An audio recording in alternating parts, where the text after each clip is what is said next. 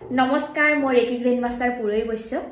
আজি ৰবিবাৰ আৰু সকলোৱে জানে যে আজি মহা শিৱৰাত্ৰি আৰু সন্ধিয়াৰ পৰা শিৱৰাত্ৰি সোমবাৰলৈ আৰু হৈ থাকিব। আৰু এই সময়ছোৱাত আপোনালোকে নিশ্চয় মন্দিৰ যাব আৰু যিসকলে ভাবে যে মই ঘৰতো অলপ নিজৰ বাবে প্ৰাৰ্থনা কৰোঁ, কেনেদৰে কৰিম সেই বিষয়ে অকণমান থুলমূলকৈ ক'ব ওলাইছোঁ। এইটো ৰেকি শিকা বা নিশিকা ব্যক্তি বুলি কথা নাই, সকলোৱে কৰিব পাৰে।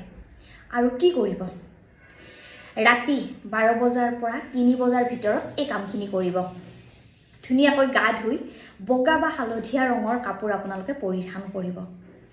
ধুনীয়াকৈ বহি ল'ব, ধূপ আৰু চাকি জ্বলাই ল'ব। লৈ উঠি আপোনালোকে ওম নমঃ শিৱায় মন্ত্ৰ 108 বাৰ জপ কৰিব। যিসকলৰ ঘৰত মালা আছে মালাৰ সহায়ত জপ কৰিব, যিসকলৰ নাই আপোনালোকে ঘড়ীৰ সময় এটা লৈ আপোনালোকে জপ কৰিব।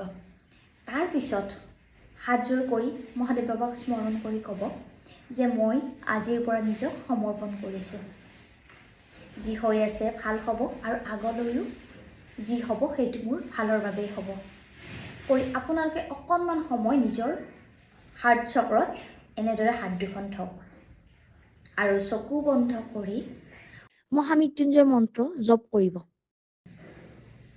যিমান সময় পাৰে জপ কৰক আৰু হোৱাৰ পিছত আপোনালোকে ধন্যবাদ দি শেষ কৰক।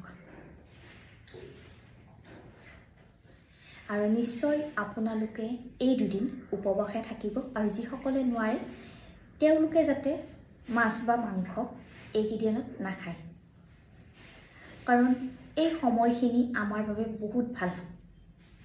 নিজৰ এনাৰ্জি ভাল কৰিবৰ কাৰণে যিমানে আপোনালোকে ৰবিবাৰৰ ৰাতি মন্ত্ৰ জপ কৰিব সিমানে আপোনালোকৰ এনাৰ্জি হাই হ'ব আৰু সমস্যাবিলাক আপোনালোকে ঠিক কৰিব পাৰিব।